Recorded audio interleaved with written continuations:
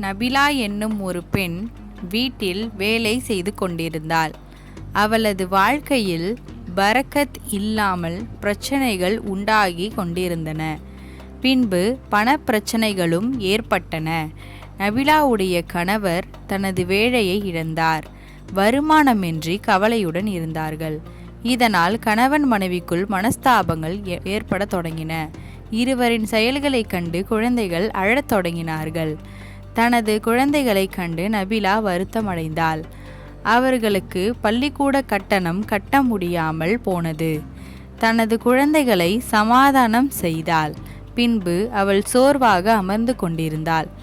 அப்பொழுது திடீரென கதவை தட்டும் சத்தம் கேட்டது. கதவை திறந்தவுடன் கடன் கொடுத்தவர்கள் வந்தார்கள்.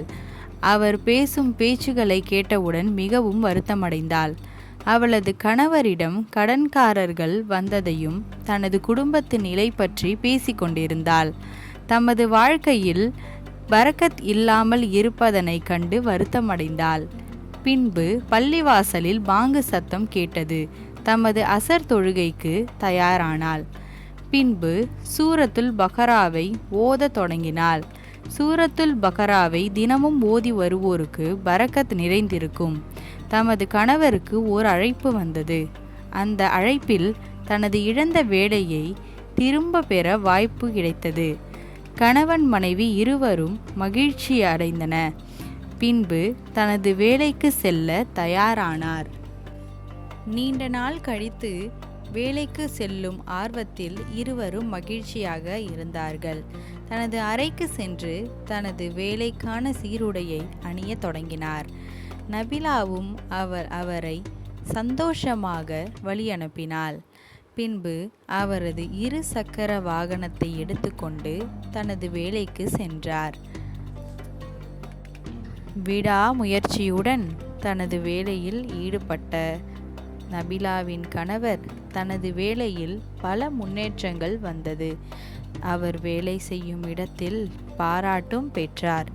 பின்பு தனது வருமானமும் கூடியது. அதனை தனது குடும்பத்தில் செலவிட்டு சந்தோஷமாக வாழ்ந்து வந்தார்கள். நபிலா அந்த நிலையிலும் கூட தனது நம்பிக்கை விடாமல் சூரத்துல் பக்கராவை தினமும் ஓதி வந்தாள். அவள் குடும்பம் நல்ல நிலைக்கு வந்ததனால் கடன்களையும் ஒன்றன் பின் ஒன்றாக கொடுத்தாள். சூரத்துல் பக்கராவை ஓதியதனால் தனது வாழ்க்கையில் நிம்மதி, கடனின்மை காணப்படுவதனை உணர்ந்தாள். அவரது பிள்ளைகளும் மகிழ்ச்சியாக இருந்தார்கள். இவ்வாறு சூரத்துல் பக்கராவை வீடு, கடை போன்ற இடங்களில் ஓதி வந்தாலும் அந்த இடத்தில் பரக்கத் நிறைந்திருக்கும்.